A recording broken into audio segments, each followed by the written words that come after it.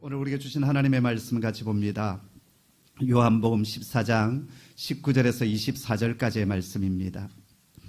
요한복음 14장 19절에서 24절까지의 말씀, 제가 한 절 그리고 여러분 한 절 교독하여 드리겠습니다. 조금 있으면 세상은 다시 나를 보지 못할 것이로되 너희는 나를 보리니 이는 내가 살아있고 너희도 살아있겠음이라. 그날에는 내가 아버지 안에 너희가 내 안에 내가 너희 안에 있는 것을 너희가 알리라. 나의 계명을 지키는 자라야 나를 사랑하는 자니 나를 사랑하는 자는 내 아버지께 사랑을 받을 것이요 나도 그를 사랑하여 그에게 나를 나타내리라. 가룟이 아닌 유다가 이르되 주여 어찌하여 자기를 우리에게는 나타내시고 세상에는 아니하려 하시나이까. 예수께서 대답하여 이르시되 사람이 나를 사랑하면 내 말을 지키리니 내 아버지께서 그를 사랑하실 것이요 우리가 그에게 가서 그처를 그와 함께 하리라. 나를 사랑하지 아니하는 자는 내 말을 지키지 아니하나니 너희가 듣는 말은 내 말이 아니요 나를 보내신 아버지의 말씀이니라. 아멘. 성경이 처음 기록되어졌을 당시에는 지금처럼 장과 절이 구분되지 않았습니다. 그러니까는 성경이 한 권의 책으로 묶어진 뒤에 성경을 찾으려고 하면 얼마나 힘들었겠어요. 그래서 2000년 역사 가운데 이 장과 절의 구분을 많은 사람들이 시도했습니다. 또 나름대로 장을 구분하고 절을 구분하기도 했습니다. 자, 그러다가 지금처럼 이렇게 장과 절이 확정되어진 것은 주후 16세기경에 이것이 확정되었고 지금 전 세계적으로 공통된 성경의 장과 절을 사용해서 우리가 말씀을 공부하고 또 성경을 찾는 데 큰 도움이 됩니다. 자, 그런데 이 장과 절이 문맥을 따라서 잘 구분되어진 것도 있지만 간혹 그러지 못한 것도 있습니다. 어떤 본문은 앞에 있는 장에 연결되어야 될 부분이 뒤쪽 장의 첫 절로 올라간 것도 있고 또 어떤 경우에는 이것은 뒤쪽으로 붙어야 되는데 앞쪽에 붙어 있는 그런 장도 있고 절도 있습니다. 오늘 본문의 설교 단락이 좀 그렇습니다. 말씀을 묵상해 보니까는 19절과 20절의 말씀은 지난주 설교 본문과 연결되어진 것이 훨씬 더 자연스러웠겠구나라는 생각을 했습니다. 왜냐하면 보혜사 성령님에 대한 얘기를 계속하고 있기 때문에 그렇습니다. 그리고 21절부터 24절은 물론 보혜사 성령님의 사역과 연결되어지지만 아버지 하나님의 사랑이 누구에게 임하는지 아버지의 사랑이 무엇인지를 또 말씀하고 있습니다. 그래서 오늘 설교는 이 두 부분, 두 주제를 좀 다루도록 하겠습니다. 19절 20절의 말씀은 보혜사 성령님의 사역에 대해서 말씀드리고 그리고 21절부터 24절은 하나님의 사랑에 대해서 누가 하나님의 사랑을 받을 수 있는지에 대해서 말씀을 드리도록 하겠습니다. 먼저 보혜사 성령님의 사역입니다. 지난주 말씀에 우리가 영적 고아가 아닌 이유는 파라클레토스 대신 우리 주 성령 하나님이 우리 속에 그리고 또 우리와 함께 거하여 주신다라고 했습니다. 근데 요한 1서 2장 1절에 보면 이 파라클레토스를 대언자로 번역을 해 놓았습니다.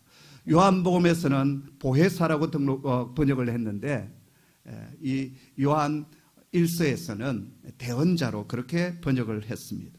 대언자가 무엇입니까? 법정에서 이제 피고가 서 있습니다. 소송 사건이 일어났었을 때 이 피고의 입장에서 그를 변호해주고 대신 말해주는 자, 바로 그런 자가 대언자, 이 파라클레토스입니다. 여러분, 우리가 인생을 살아갈 때 크고 작은 위기와 어려움들을 만납니다. 나를 도와줄 자가 아무도 없는 바로 그때 고립무원의 시간에 그때 나를 대신하여 변호해주고 내 편이 되어주고 나를 대신하여 말해줄 수 있는 사람이 있다고 한다면 얼마나 큰 위로와 힘이 되겠습니까? 제가 초등학교 한 3학년 4학년 때로 기억이 되는데요. 원래 제가 태어나고 자라났던 곳에서 제가 학교를 다니지를 않았습니다. 초등학교에 입학할 그 무렵에 읍내로 이사를 이제 가게 되었고 그래서 읍내에 있는 학교를 이제 다니게 되었습니다. 지금도 제가 왜소하지만 그 당시에는 더 왜소했어요. 그리고 이제 별로 친구도 없고 또 같은 동네 안에서 뭐 이렇게 선후배 이런 것도 없는 가운데 이제 학교를 다니다 보니까 자꾸 학교 가면 저를 이렇게 뭐 왕따는 아니지만 괴롭히는 아이들이 있었고 또 그것을 변호해 줄 수 있는 사람이 아무도 없어서 참 속상했습니다. 그런데 저를 귀하게 아껴주던 한 형이 있었는데 유진영이라고 하는 형이었습니다. 그 당시 한 6학년 정도 되었는데요. 이제 그 형을 제가 얼마나 좋아했냐면 그 형은 뭐 우리 집에는 소가 없었지만 소를 먹이러 갈 때 저를 데리고 다니기도 하고 또 산에 나무하러 갈 때도 저를 데려가기도 하고 한번 기억에 남는 것은 산에 칙패로 갔던 적이 있습니다. 그때 톱과 뭐 갱이 그 다음에 낫을 가지고 지금 생각하면 초등학생들인데 둘이서 칡을 패러 갔어요. 그래서 그 칡을 팼는데 문제는 아주 칡은 팼긴 팼는데 나중에 낫을 잊어버렸어요. 알고 봤더니 그 흙더미 속에 들어갔어요. 그래서 그 형이 크게 화를 내었던, 이제 집에 가면 이제 맞아 죽는다 뭐 이렇게 하면서, 그래서 그 흙더미를 다 뒤져가지고 낫을 다시 찾아가지고 기뻐 돌아왔던 그런 기억이 있습니다. 그래서 어느 날 그 형에게 제가 실은 이렇고 저렇고 어려움을 겪고 있다라고 얘기를 해줬어요. 그랬더니 그 진영이 형이 어느 날 학교에 가서 주변에 있는 애들을 다 불러 모았습니다. 그리고 이렇게 얘기했습니다. 철구는 내 동생이다. 건들면 죽는다. 그 한마디로 끝이 났어요. 게임이 끝이 났습니다. 그 다음부터 학교 다니는 일이 얼마나 신이 났고 든든했는지 모릅니다. 그 당시 진영이 형은 저에게 파라클레토스, 저의 대언자였습니다. 오늘 우리에게는 한 분의 대언자 파라클레토스가 계십니다. 내 주변에 나를 변호해 줄 수 있는 사람이 한 사람이 없다 할지라도 오직 한 분이 계십니다. 예수의 영으로 우리 가운데 찾아와 주시고 우리와 함께 하실 뿐만 아니라 우리 속에 살고 계시는 바로 그분이 우리의 대언자가 되시고 파라클레토스가 되십니다. 6년 전이었던가요? 안식일을 맞이하여서 미국 캔사스시티에 있는 국제 기도의 집에 한 2달 정도 머문 적이 있습니다. 세미나를 마친 뒤에 잠시 짬을 내어서 미국 서부 지역을 이제 이렇게 투어 프로그램에 참여해서 이제 여행을 하게 되었습니다. 뭐 그랜드 캐년도 가고요. 뭐 하여튼 몇 군데 요세미티 계곡도 가고 막 갔어요. 그런데 이 서부 지역의 땅이 얼마나 넓은지 버스를 타고 뭐 5시간, 8시간 그리고 와서 또 보고 또 이동을 하는. 근데 이렇게 이제 차를 타고 가다 보니까 이 열차가 가는데 건널목 쪽에서 이 버스가 10분, 20분 대기하고 있는 겁니다. 왜냐하면 그 객차가 얼마나 많은지 지나가는데 10분, 20분 걸리는 거예요. 제가 한 세워봤는데 이게 수십 개의 객차가 연결되어져 있는 거예요. 그래서 어떻게 저 기관차 하나로서 저 객차를 다 끌고 갈 수 있을까? 그런 의문점을 가졌습니다. 나중에 알고 보았더니 그 기관차 하나가 그 객차를 다 끌고 가는 것이 아니라 중간중간 기관차들이 같이 들어가서 한 3개, 4개 정도의 기관차가 그 50개, 60개 되어지는 객차를 동시에 끌고 간다라는 거예요. 그때 제가 그런 생각을 했습니다. 우리 인생 속에 크고 작은 무거운 짐들이 있고 힘든 일들이 있을 때 우리 인생을 이끌어 가실 분이 누구신가? 바로 보혜사 성령님이 아니신가? 때로는 언덕으로 올라가다가 뒤로 밀려나기도 하고 때로는 주저앉기도 하고 비틀거리기도 하고 낙심하기도 합니다. 그러나 성령님께서 우리에게 다시 용기를 주고 위로를 주시고 다시 우리를 일으켜서 다시 걸어가게 만드시며 뛰어가게 하시는 분이 우리 성령 하나님이십니다. 로마서 8장 26절에 보면은 이와 같이 성령도 우리의 연약함을 도우시나니라고 했습니다. 성령님은 우리의 연약함을 도와주십니다. 어떤 때는 우리가 기도하지 못하는 그 순간에도 마땅히 기도할 수 없는 그 순간에도 성령 하나님은 탄식하시면서 우리를 위하여 중보하며 기도하고 계신다라고 말씀하여 주십니다.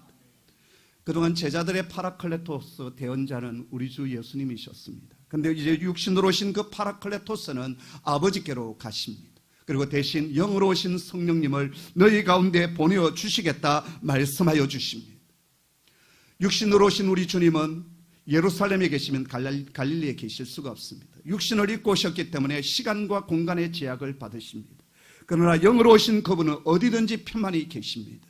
그분이 이스라엘 땅에 계신다 할지라도 이곳에도 계시고 우리가 이곳에서 예배를 드리지만 우리 아이들이 있는 집에도 저 3층 우리 하늘 아이 예배실에도 그분은 편만히 거하여 계십니다. 왜냐하면 영으로 오셨기 때문에 그렇습니다.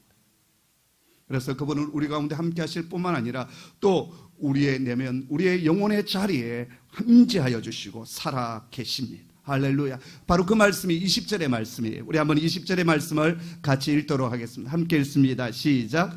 그날에는 내가 아버지 안에 너희가 내 안에 내가 너희 안에 있는 것을 너희가 알리라. 아멘. 그날에는 내가 아버지 안에, 아들이신 그분이 아버지 안에 거하시고 아버지가 아들 안에 거하시고, 그리고 더 놀라운 것은 그 아들이신 그분이 우리 안에 거하시게 될 것이다 라고 말씀하십니다.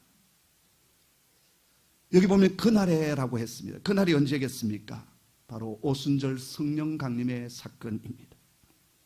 성령이 강림하시는 날, 그날 너희는 깨닫게 될 것이고 알게 될 것이고 확신하게 될 것이다. 무엇을요?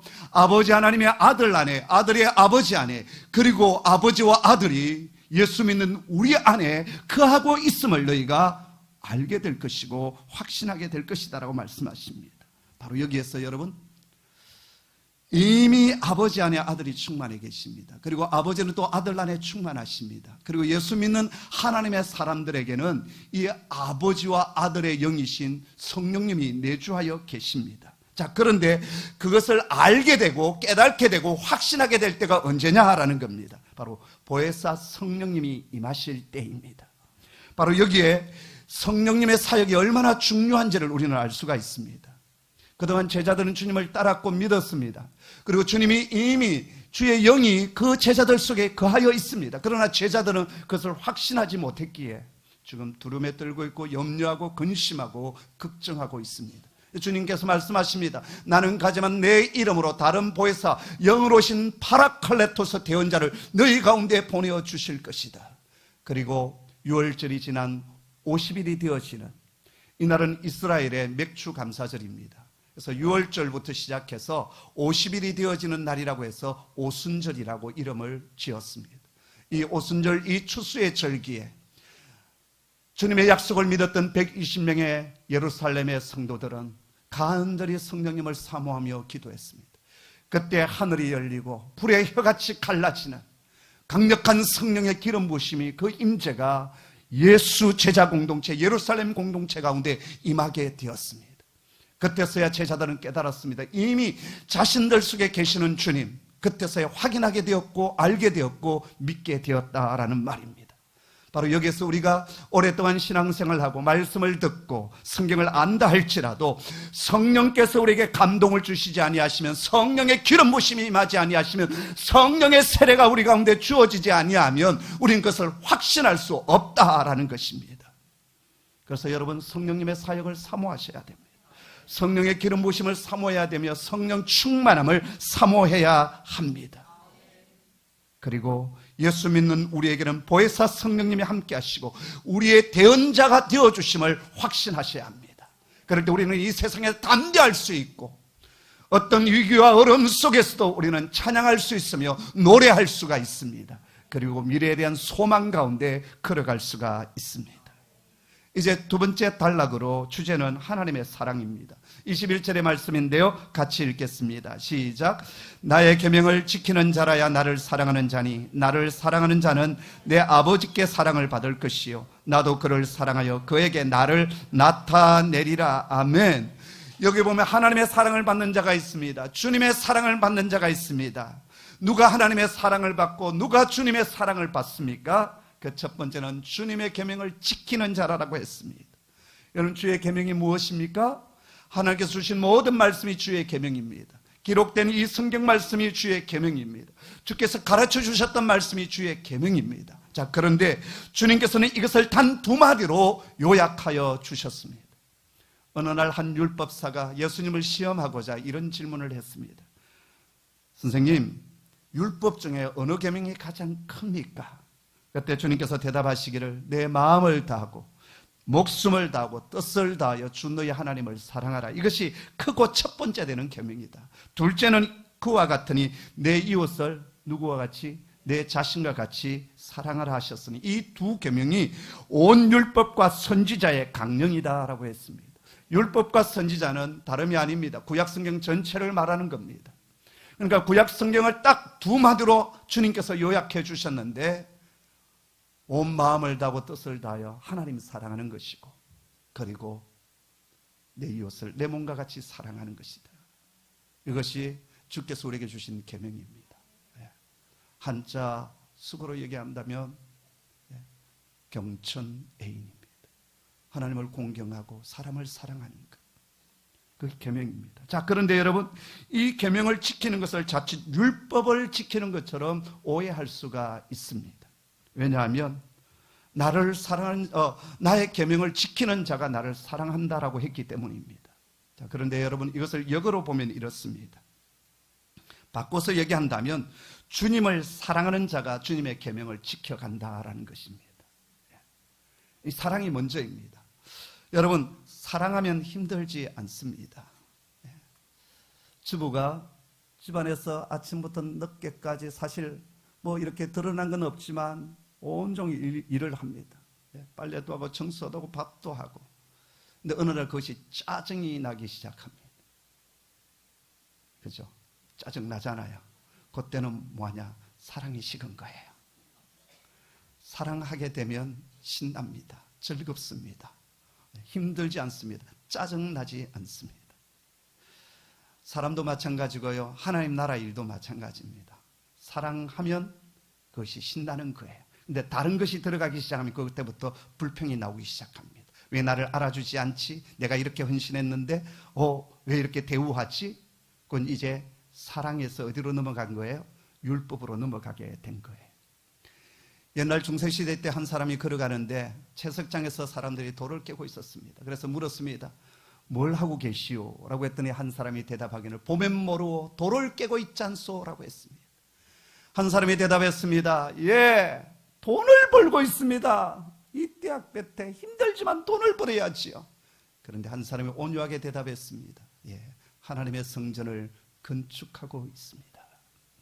똑같은 돌을 깨고 있었지만 한 사람은 어쩔 수 없이 그냥 짜증내며 돌을 깨고 있었고 한 사람은 가족들 먹여 살리기 위하여 돈을 벌기 위하여 돌을 깨고 있었습니다. 근데 한 사람은 하나님의 전을 건축하기 위하여 내가 돌을 깨고 있었습니다. 똑같은 일을 하고 있지만 우리가 어떤 태도, 어떤 마음을 가지고 하느냐에 따라서 율법이 될 수도 있고 그것이 사랑이 될 수가 있고 은혜가 될 수가 있습니다. 교회 안의 사역도 마찬가지입니다. 무엇보다도 어린아이들을 위하여 애쓰고 수고하는 선생님들이 참 많이 계십니다. 사례비가 나옵니까? 누가 많이 알아줍니까? 그럼에도 불구하고 1년, 2년, 3년 오랜 시간 동안 우리 아이들을 위하여 헌신하는 선생님들이 계십니다. 무엇 때문에요? 하나님을 사랑하기 때문에. 그리고 그 아이들이 너무나도 사랑스럽기에 헌신하는 것 아니겠습니까? 예. 그런데 주님은 그것을 당신을 사랑하는 것으로 받아주신다라는 거예요. 그것이 오늘 말씀입니다. 나를 사랑하게 되면 나의 계명을 지키는데 그 계명을 지키는 자를 하나님 어떻게 해주시느냐? 사랑하여 그 사람을 내가 사랑하겠다라고 말씀하여 주십니다. 그것이 오늘 본문의 말씀입니다. 여러분 보십시오. 나를 사랑하는 자는 내 아버지의 사랑을 받을 것이요 라고 했습니다. 여기 아주 중요한 말씀이 있습니다. 아들을 사랑하면 그 아들을 보내신 아버지께서 기뻐하십니다. 교회 안에 어린 아이들, 갓난 아기들이 있을 때 제가 라비에서 그 아이들이 너무 예뻐서 안아줍니다. 그 아이들이 제가 안아줄 때 그 아이들이 저를 좋아하는지 기뻐하는지는 저는 잘 모르겠습니다. 그런데 진짜 기뻐하는 사람이 있습니다. 누굴까요? 아기 아빠, 엄마들이 기뻐합니다. 예. 내 새끼 목사님께서 안아주셨고 이뻐해 주셨다. 그래서 아빠, 엄마의 얼굴에 이렇게 미소가 지는. 거기다 한마디 더 하면 더 좋아하셔요. 애가 왜 이렇게 예뻐? 그러면 그냥 좋아합니다. 왜요? 내 자식을 좋아하면 아빠, 엄마 그 부모의 마음이 열리고 또 그렇게 기뻐할 수가 없습니다. 이게 아버지의 마음이요 부모의 마음입니다. 하나님도 마찬가지십니다. 당신의 아들을 이 세상에 보내주셨습니다. 그리고 그 아들을 영접하는 자를 주님 기뻐하십니다. 그리고 그 아들을 사랑하는 자를 우리 아버지 하나님은 기뻐하십니다. 할렐루야. 두 번째, 우리가 주님을 사랑해서 주님의 계명을 지킬 때 내 삶 속에 주님이 일하기 시작하십니다. 주님이 나타나기 시작하십니다. 다시 21절의 말씀을 같이 읽겠습니다. 시작.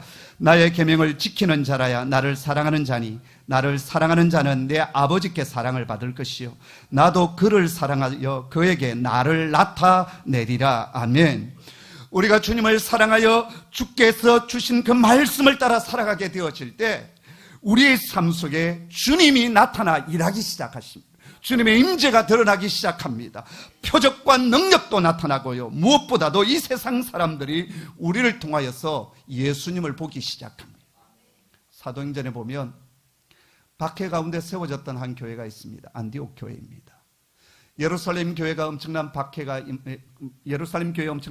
임하게 되었을 때 흩어진 피난민들, 도망간 피난민들이 세운 교회가 이방 지역의 안디옥 교회였습니다.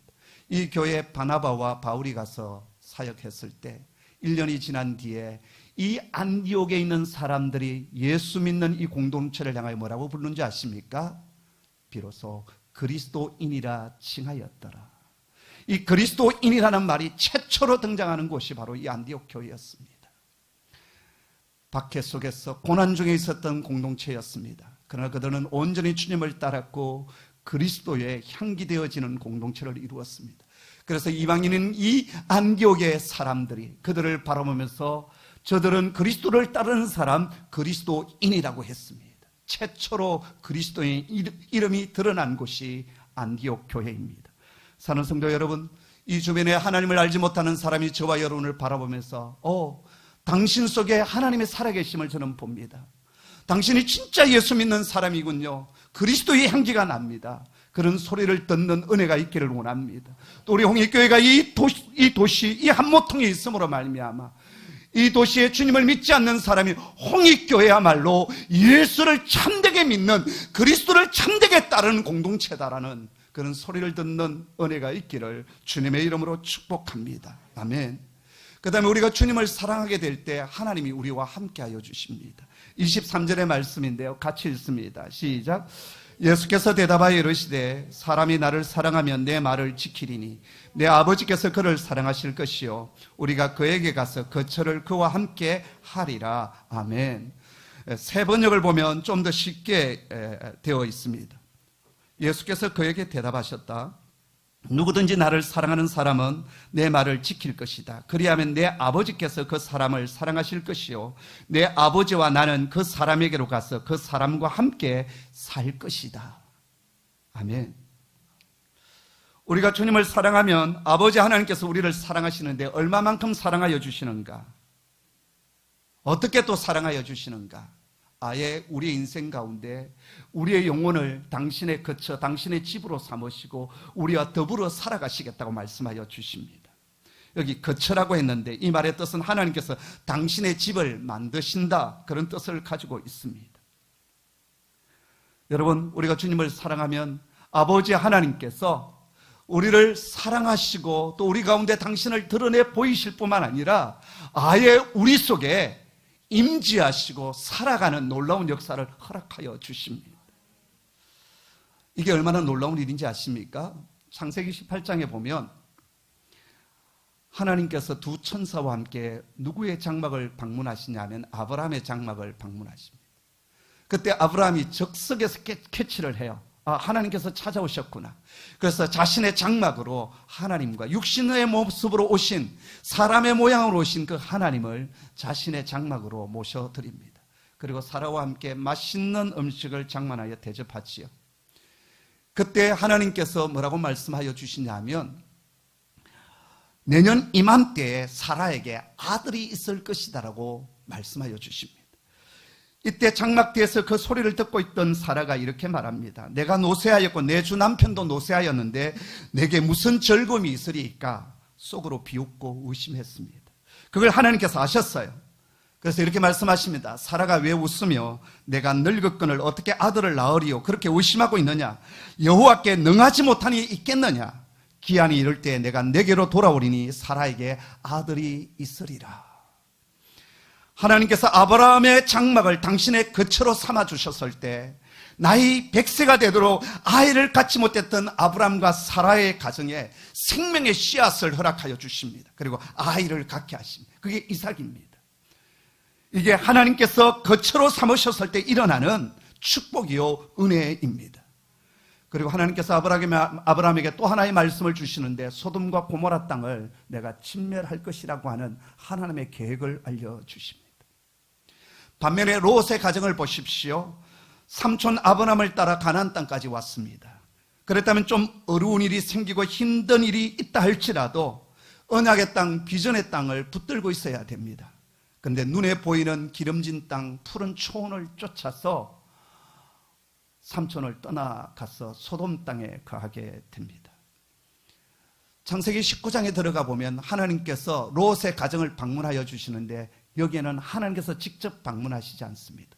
두 천사만 보내고 있습니다. 이것이 18장과 19장의 차이입니다. 18장의 아브라함의 가정에는 몸으로 오신, 육신의 모양으로 오신, 인간의 모양으로 오신 하나님께서 그 장막 안으로 들어가십니다. 그리고 함께 더불어 먹으십니다. 그런데 19장 롯의 가정에는 하나님이 가시지 않습니다. 두 천사만 보내시고 그리고 겨우 소돔 땅이 멸망당할 때 그 롯의 가정을 구원하여 내십니다. 이것이 18장과 19장의 차이입니다. 하나님이 사랑하시는 가정과 그러지 않는 가정의 차이입니다. 똑같은 믿음 생활을 하는 것처럼 보여도 하나님의 임재가 있는 가정이 있습니다. 똑같이 예배하는 그 공동체 속에도 하나님의 임재가 있는 공동체가 있습니다. 반면에 천사만 겨우 보내어서 하나님이 행하실 일을 잠시 보여주시고 끝나는 가정과 교회가 있습니다. 저와 여러분의 가정은 어떤 가정이 되어야 될까요? 저와 여러분의 심령은 어떤 심령이 되어야 될까요? 단지 천사가 와서 우리 좀 부족한 부분을 채워주고 구원해주는 그런 역사로 끝나는 것이 아니라 주님께서 우리의 삶 속에, 우리의 영혼 속에 임재하여 주시는, 우리의 가정과 우리의 사업장과 우리의 자녀의 걸음 속에 여호와 하나님께서 임재해 주시고 거처로 삼으시는 그 놀라운 영광선과 축복이 있는 가정 되기를 간절히 소원합니다. 중3학년 아이들이 비전 트립을 갈 때 연초라서 많이 제가 바쁘지만 꼭 그 비전 트립에 제가 참여합니다. 제가 해야 될 강의가 두 개가 있고 또 아이들과 함께 지내는 그 시간이 제가 복되다 생각했기 때문에 갑니다. 한 주간 동안 계속 있으면 좋은데 그러지 못해서 제가 중간에 올라올 때가 참 많습니다. 근데 우리 이윤영 집사님이 그런 얘기를 했어요. 목사님 참 신기하지요. 목사님이 계실 때는 어떤 사고나 문제가 안 일어나는데 꼭 목사님이 떠나시고 나면 어떤 사고가 일어난다는 거예요. 예. 무궁화꽃이 피었습니다. 그러다가 발목 접치고, 이번에도 갔더니 한 애가 또 기부세 가지고 있더라고. 어떻게 하다 그랬니 했더니 무궁화꽃이 피었습니다. 이거 하다 그랬대.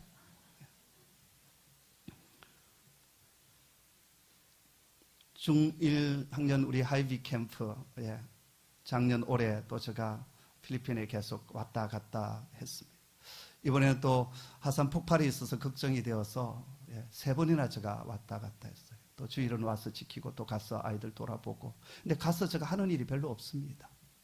뭐 가르치는 일은 선생님들이 다 알아서 하고. 근데 제가 하는 일이 뭐냐, 뭐 어떤 결정 내릴 일이 있으면 제가 결정 내려주고, 그 다음에 같이 밥 먹고, 같이 아이들이 자는 방에 같이 자고, 같이 놀고, 그것밖에 없어요. 그런데 제가 가면 안심을 해요. 누가 안심을 하느냐? 아이들이 안심도 하고요. 안심을 하는지 모르겠어요. 하여튼 그 다음에 선생님들이 안심을 합니다. 아, 목사님 오셨구나. 모든 그 긴장을 본인들이 다 받고 있다가 이제 제가 가면 이제 조금은 마음이 편해지는 것 같아요. 그 다음에 정말 안심을 하시는 분들이 계신데 보낸 부모님들이 편안해하십니다. 아, 담임 목사님 갔으니까 이제 됐어. 그러면서 안심하는 것을 보았습니다. 보십시오.